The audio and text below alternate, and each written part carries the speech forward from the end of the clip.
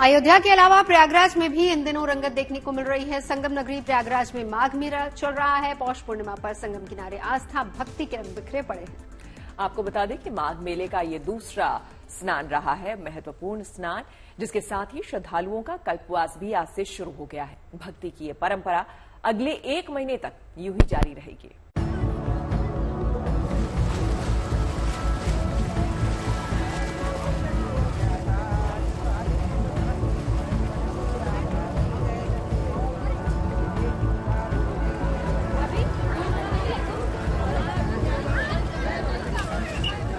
ये आस्था की डुबकी है जो प्रयागराज में संगम के तट पर श्रद्धालु लगा रहे हैं।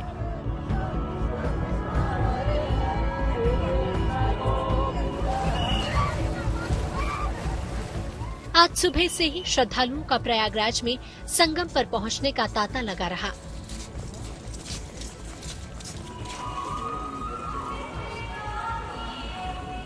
पौष पूर्णिमा के शुभ अवसर पर लोगों ने पवित्र जल में डुबकी लगाई, पूजा पाठ और आरती की।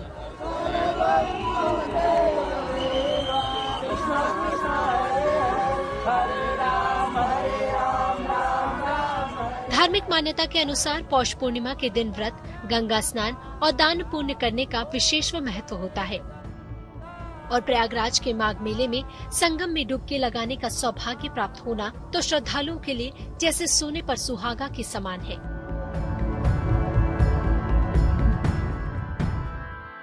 ये माघ महीना आज शुभारंभ जो हो रहा है, इसमें एक विशेष पर्व है। आज गुरु पक्ष है और पूर्णिमा है। गंगा जी सब दुखों को दूर करती हैं।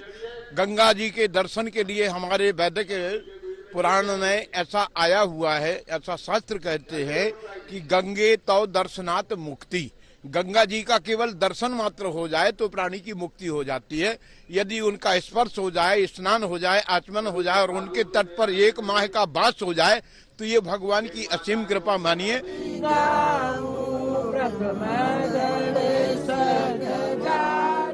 पौष पूर्णिमा से ही माघ मेले में कल्पावास भी शुरू हो जाता है।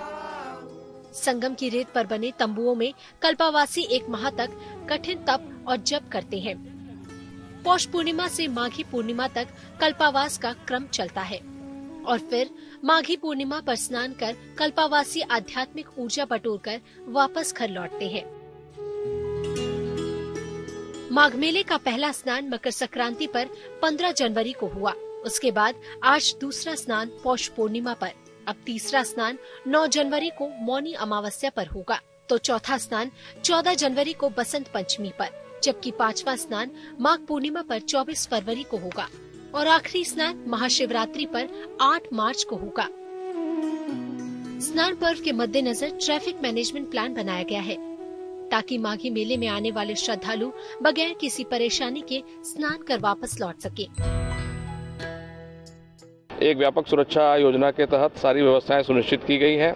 माघ मेले क्षेत्र में सुगम आवागमन देने के उद्देश्य से जाल और डीप वाटर बैरिकेडिंग के साथ साथ फ्लड कंपनीज के जवान जो कुशल तैराक होते हैं उनका व्यवस्थापन किया गया है। जल पुलिस के लोग लगाए गए हैं, प्रशिक्षित गोताखोरों की नियुक्ति की गई है।